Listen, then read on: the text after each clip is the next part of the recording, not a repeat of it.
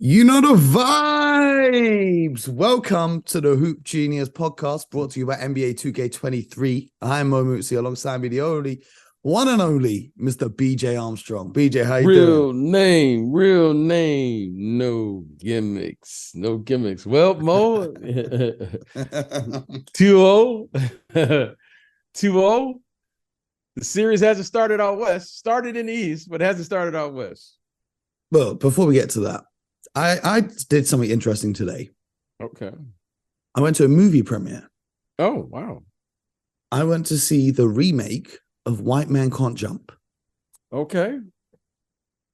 Now, that's a classic, right? I know that's a classic. Is it You a know classic? White Men Can't Okay. Jump. You Okay. think so? Okay. You don't think so? The original? All right, I'm listening. It's a classic. The original's a classic. The remake, Okay. Jack Harlow is the main character. They got some Okay. guy who looks a bit like Dwayne Wade as the other main character. It Okay. was all right. The kids will like it. It was a fun movie. It was okay. Okay. I wish they just called it a different name instead of trying to carry on the White Man Can't Jump thing. But you know what I was thinking, BJ, the whole time while I was watching the movie? You could have done the role. No, because I'm not white. But it was similar to that. Do you know who I was thinking should have done the role instead of Jack Harlow? Who? Austin Reeves. Austin Reeves would have been perfect for that role. Yeah. Because somehow in the Western Conference Finals, the Los Angeles Lakers have their offense being carried by an undrafted guy who, if you walk past in the street, you probably would never guess was an NBA player. Because the Denver Nuggets are 2-0 up in the conference finals. And boy, oh boy, did the Lakers superstar struggle. Anthony Davis, 4 of 15, couldn't get anything going after his 40 points in game one. He committed 3 turnovers in the fourth quarter, missed a pair of open threes. How long have I been saying to you guys, if you tell me Anthony Davis is a 3-level scorer, you're a liar. He isn't a scorer from the outside. Missed 2 3-pointers near the end of the game, including one that would have cut the lead to 103-102. And then LeBron James, respectfully, because I know people don't like when you criticize LeBron James, couldn't get it going from downtown. What was he? 0 of 6? I ain't got the box score in front of me right now. 0 of 6 from downtown. Hey. He missed a couple back-to-back threes before the Denver Nuggets made a big run. That's all I'm going to say. Tough night for the Lakers. It was a very weird game. Watch the first quarter of that game, and it was just weird was the word. I even texted one of my friends. He goes, what the hell did I just watch? It was a very weird game to be watching. Credit to the Nuggets, right?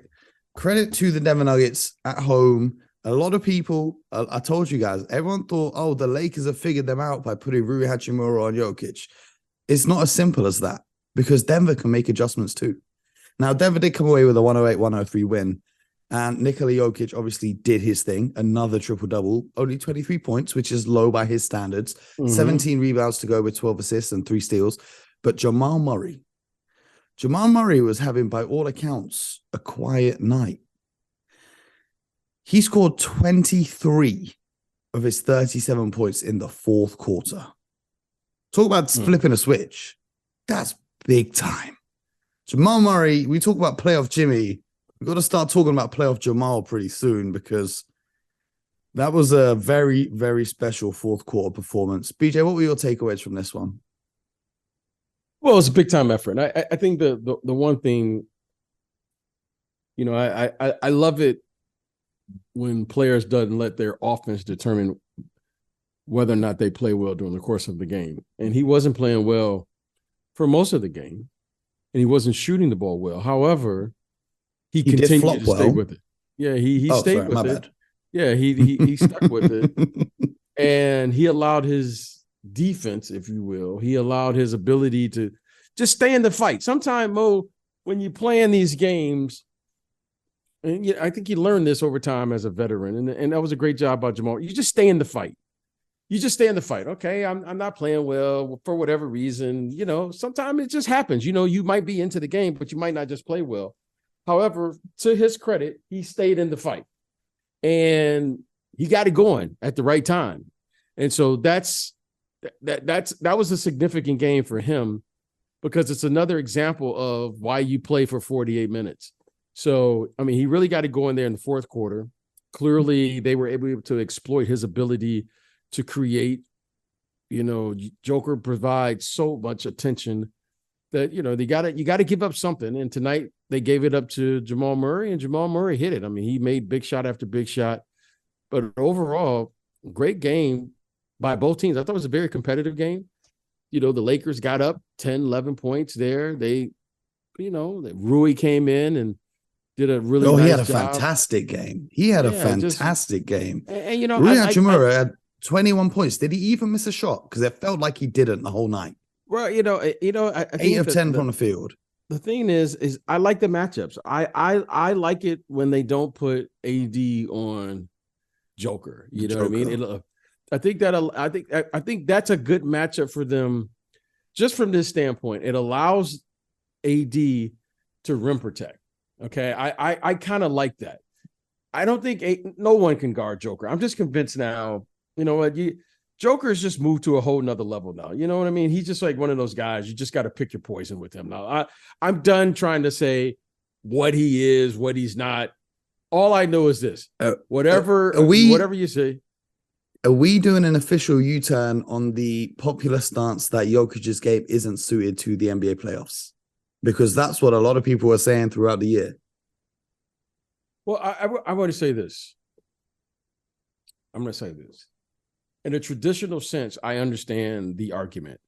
When you watch him, you have to watch him through a different lens. Well, I've always said this about him, kind of, I'm joking, but I'm not he's a very charming player, meaning I don't really know what his game really is. I mean, the guy shoots floaters off the wrong leg.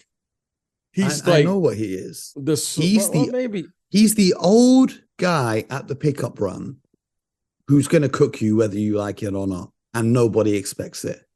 That's who he is to me, because he just has the master of the fundamentals, elite passing vision, is unbothered by anything you do or say to him. He's going to play at his pace. He's going to do what he wants to do, and he's going to get a bucket some way or somehow, or get one of his teammates a bucket. Because I can't think of an NBA player that I could compare him to. Yeah, I mean, he's unique all unto himself. So, the step back threes off one leg. I don't know how you're just not used to seeing a man this big play that way. And he has phenomenal touch, left hand, right hand. And besides having a great feel for the game offensively, which he does, his passing is, he's just elite. He's just a very unique player. So, and defensively, he ain't as bad as you thought. Well, I would say this, every team poses different problems. What he does give me is he gives me elite effort. That's all you can ask. I'm not. The one thing that you saw earlier in his career, he just wasn't in elite condition. Okay, he wasn't an elite. It's not a knock. It's just like when you first come in the league, you don't realize. I think he's dropped like 30 pounds since then. He gives you what he can give you. Like, what else can you ask? Now, will he ever be a shot blocker? No. Will he ever be a help and recovery guy? No. But does he give you maximum effort? Yes. Does he try? Yeah, like what else you want? Like, give me what you got, and then allow the coach to, utilize you as best you can. There's no perfect player. So what I respect about him is he is in elite condition for his body type. He's dropped, like you said, 30 pounds. Well, I would hope, Mo, that those 30 pounds that he's not carrying around probably helps him a little bit. Okay. Now, I will find out one day if that helps. Yeah. He gives you what he has. He gives you maximum effort. He does the things, and sometimes it works. Sometimes it doesn't. Sometimes you'll see a phenomenal defensive play by AD because of his ability to recover, because of his speed, quickness, and okay, great. All right. Joker, that's not his game. However, Joker is going to contest every shot.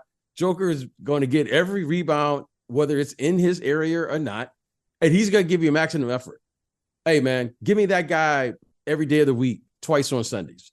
So he gives you what you got. That's all we can ask for. So what I like about Joker is what he has shown me in this playoffs is he's a complete player, and he doesn't allow what he doesn't do well to affect his impact on the game.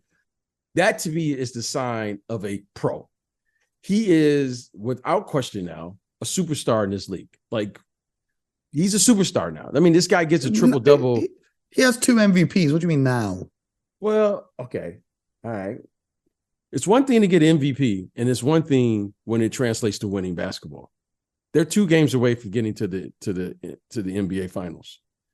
His second and third best teammates were injured both of the past 2 years, and the only reason they were in the playoffs was because of him. So I'm going to give you the microphone, and you can say whatever you want to say. I'm going to give you the microphone. This is what I'm going to say, because you can have the microphone. I'll shut my mouth. I'll shut my mouth. Because you're not the first person to say it today. We had all of ESPN saying the same thing.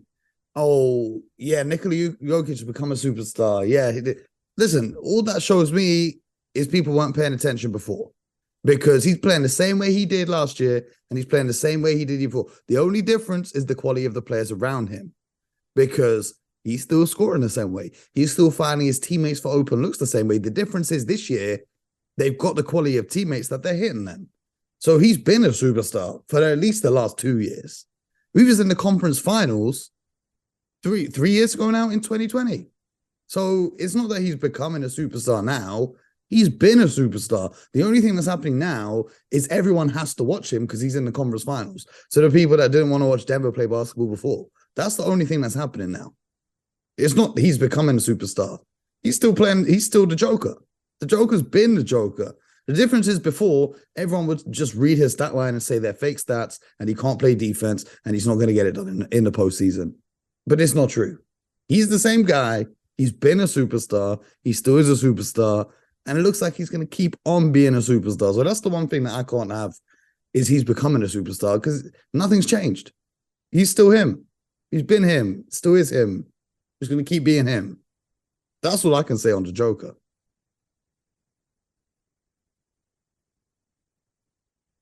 Okay, let's move right along.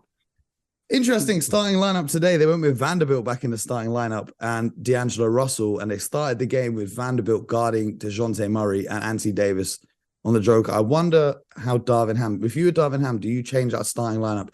D'Angelo Russell's looked very unplayable in this series. Defensively, he's being targeted almost every time down.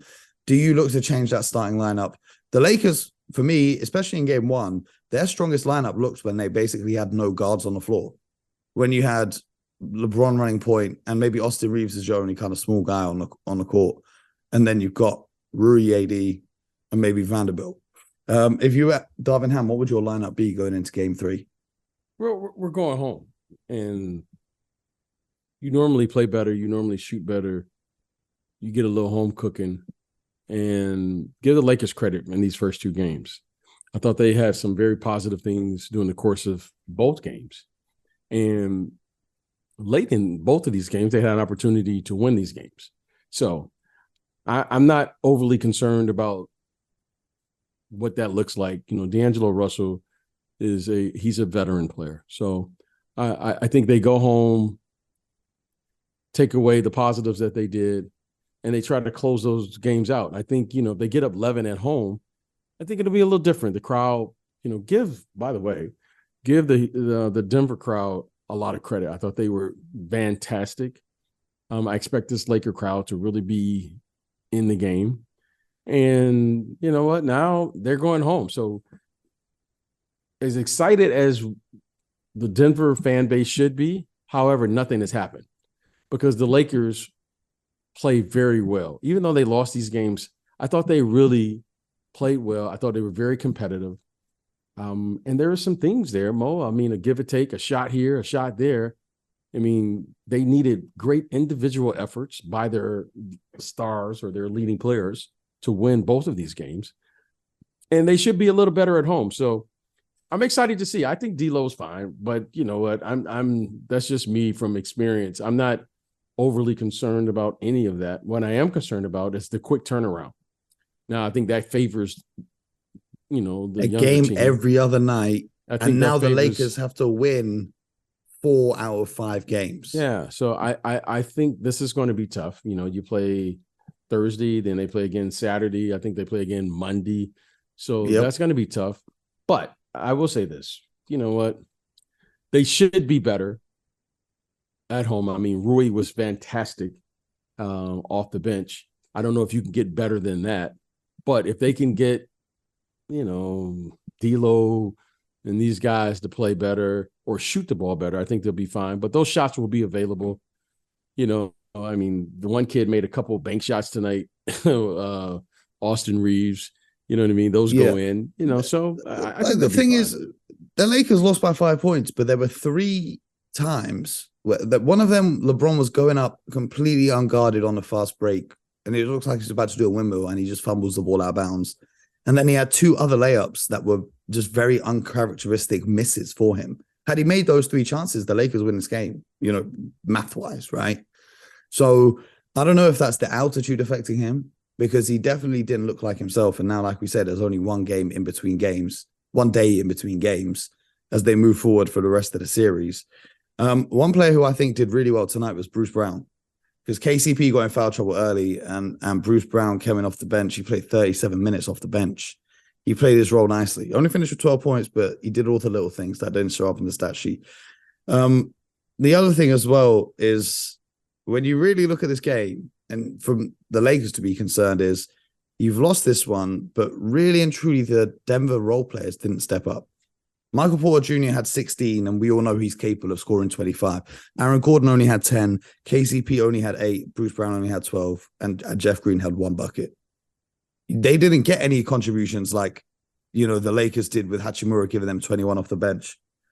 Or Austin Reeves giving them 22. So that's the only thing from the Lakers' perspective is, okay, we get that they're going to be on the road, but are we going to be able to stop all those role players for the Denver Nuggets from going off? That's the question mark that I have. If the Nuggets players can transform their game on the road when they go to... I had a conversation with a friend earlier, and I referred to it as the Staples. And he said, no, it's the Crypto now. I said, in my head, it's always going to be the Staples. Just like tonight's game. They call it the Ball Arena. That arena in Denver is the Pepsi Center, whether you like it or not. It just is what it is. Okay? The American Airlines Center in Miami. I don't know what the hell the new name is with a new sponsor. That's always going to be the American Airlines Center. That's just what it is. So when I go back to Staples, I don't know if the Nuggets role players will be able to hit their shots. We're going to see. We're going to find out. But tonight, BJ, the Boston Celtics, once again, in a 1-0 hole at home, facing the Miami Heat. Who do you think is taking this game to? The Miami Heat series? Yes, sir. I'm going with Boston. I picked them at the start, so I'm not going to switch now. And I just expect Boston to bounce back. Tough game, tough row one, tough first game. Give Miami credit. A lot of that was because Miami came out, shot the ball well, had an excellent game plan. And I expect Boston to play better. I expect Boston to figure out, how to extend the lead. They got the lead. They played well. However, give Miami credit. That game could have easily been a 15, 18-point game there, I think, in the second quarter. And they were able to just keep it under double digits before halftime. And that, to me, was like a critical part of the game, because when you play well, at least statistically, because Boston really did play well statistically, but Miami was still there. And I think that was probably the difference in the game. Psychologically, Miami probably winning at halftime. I know I would have. I would have been like, hey, they can't play much better than that.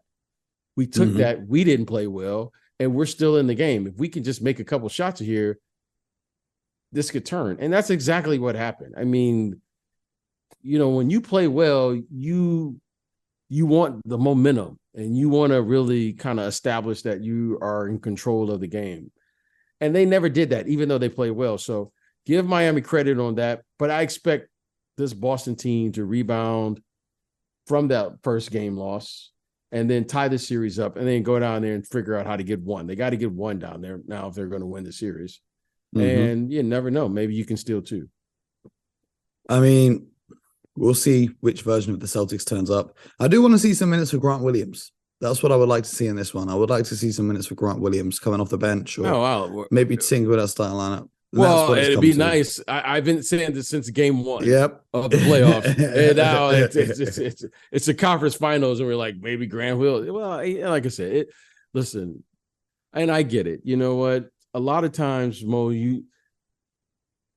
guys gain valuable experience. And if I remember correctly, he started like a couple games in the playoffs last year, right? Did he start some games? Yeah, I know he played game 7 against Milwaukee. Yeah, that's what I'm saying. I mean, he started some games. He's played in the NBA finals. And he was like a pivotal player. So it just, for him not to play just seems to me just one of the most, it just seems odd to me. You know what I mean? Like this guy has played valuable minutes. Versatile defender. Can shoot the ball sometimes. Okay, like, so what? Okay, I mean, again, this is just in my experience. When you see guys, like, sometimes you have a down shooting year. Sometimes you do. Whatever, new system, new way of playing, whatever the case may be. However, you can't discredit a veteran player who started for you in the NBA finals, okay? Or started for you in the NBA playoffs. And has guarded some of the most elite players in this league, okay? Now, I get it if this guy has no experience and you're second guessing.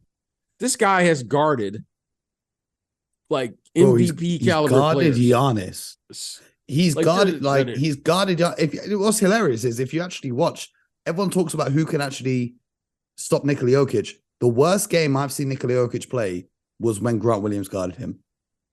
So I said, like, this guy is like, I don't know. It just seems odd to me. But again, I don't know. I'm in my 50s now. I see things now. I probably need to stand on my head more often just so I can see the world. Because a lot of times it doesn't make sense to me. This guy is like, I know he's not having a great statistical year, but if I was a coach or a GM, this guy could play for me anytime. Why? Because he's a quality rotational player and he's tough. So who doesn't need that, right? I mean, this guy could play, but I would think you can find a way. But again, I'm just a guy watching the games. I want to ask you this before we go. You didn't seem too impressed with White Men Cant Jump. BJ, what's your favorite basketball movie ever? It's hard for me to watch basketball movies because the acting, I would imagine if I was, the acting, because I played, you know what I mean? So I would imagine if you are a trained, it's a difference between, if you're trained in the arts, and then if you are just an actor in a low budget movie, you can see the difference, okay? It's hard for me to watch these movies and watch the basketball part of it because you're like, no one does that. That's not how you play. However, the storylines and all that things, I get it, right? It's a movie. It's entertainment. I'm not here but it's hard for me to watch those movies because I'm like. Of the ones you've seen, do you have a favorite? No, not really. Have you ever watched, have you ever watched Coach Carter? No, never. You never watched Coach Carter? No, never. Oh, that's a classic. I'm not much in the classic. Yeah, that's probably the one with Dr. J. I think the fish that saved Pittsburgh or something. That was pretty fun. Like, I always joke with my friends who are in the business. I was like, you guys should hire me as a consultant because that's not how people play. Okay, have you seen He Got Game? Spike Lee and Ray Allen. Yeah. I'll give you a little tip. I auditioned for that part. Oh, for real? Yeah, I auditioned for that. That's crazy. Yeah, Man, that's a whole conversation. We'll have that conversation in the off season. But I can't remember much, but I remember, that I mean, the right person got the part. I mean, yeah, because also Kobe, I Ray think, Allen. was in the mix for getting that part, and Yeah, then Ray Allen got it. Ray Allen. It's crazy that you're a little bit older than those guys, but you still look young enough to play that part. That's the craziest Yeah, part of that it, was BJ. that was he was the right guy for the part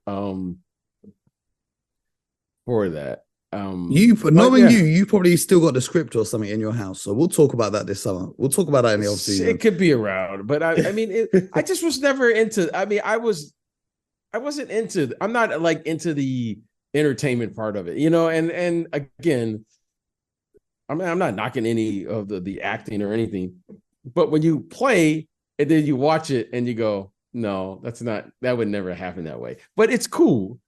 Because it's acting. It's supposed to be that way. But I'm just probably too serious about the game to portray it in a way that's not real. At least real in the way I see it. And that's okay. Well, definitely don't watch the new White Men Cant Jump because you'll be mad at Jack Harlow. However, the rest of you guys are listening to this. It is worth a watch. Why not? If you got some time to kill, check it out. It's on Disney Plus. Yeah, I'm sure it's good. I'm sure it's great. You know what I mean? Like, listen, I get it. I know that about me. Like I go to. What's your genre? What's your genre that you go to though? It's only one thing I watch is Star Wars. That's it. Is that it? That's it. I don't. All the other stuff is like whatever. I like comedy movies. Yeah, I like favorite. world building, and I like world building. And if I'm going to go to the movies, I don't want to see anything that I would see normally. I don't want to hear any like drama.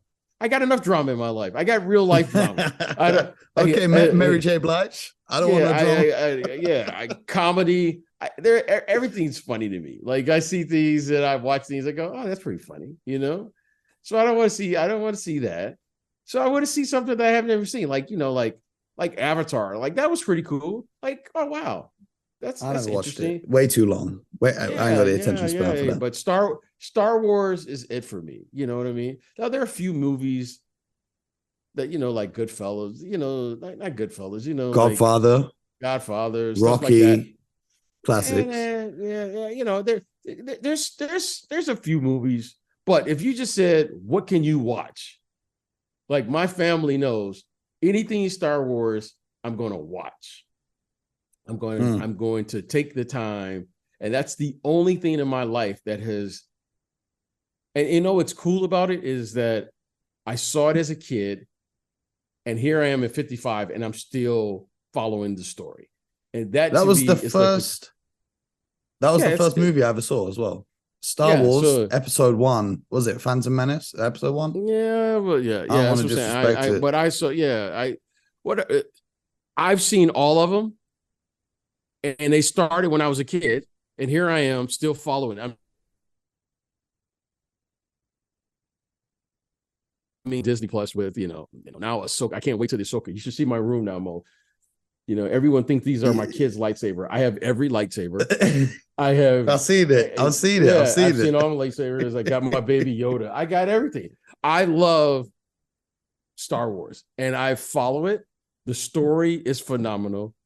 The world, I just love world building. Like that to me is more fascinating than anything. Like you can build a world and only the people that are, that understand the movie understand these worlds. That to me is the brilliance of it. You got to check out Game of Thrones. I don't look, I tried to watch it. It doesn't do it for me. Game of Thrones, I'll tell you this, because I tried to watch it many times. Once you have to sit down and watch the first 4 episodes all in a row to get into it. And once you've done that, you can't get out of it. Once you've watched them, because the first couple are kind of slow. But then something happens and you're like, okay, wow, now it's like a team winning on the road. You see that episode 4 and you go, wow, now this is a series. People love it. And look, I respect it. I mean, it's huge following. People always try to get me into it, but it doesn't do it for me like Star Wars. Star Wars just does it. It does it for me. Like, I bet I've seen every movie a minimum. I bet I've seen every movie and every episode a minimum of 20 times. A minimum. Like if I'm doing something like this tonight, when we get done taping, and if they're on, I will watch it. But I'll right now. I could be like dead asleep, and if it's on, I'm gonna watch it. And then every time I watch it, I learn something new, and I go, oh wow, I didn't catch that in the first 19 times I watched it. And every time. I'm sick and twisted because when we get done taping, I'm just going to put the playoffs on again. Yeah, you could do that. Yeah, I love it. But that's another episode of the Hoop Genius podcast. Appreciate you, BJ, as always. Appreciate you guys for tuning in. We'll be back tomorrow with more. You can laugh at my pain again if the Celtics lose. So we'll be back. Don't worry about that. Make sure you subscribe on all platforms, YouTube, Spotify, Apple. You know what's good. We'll see you there. Most importantly, until next time, get buckets.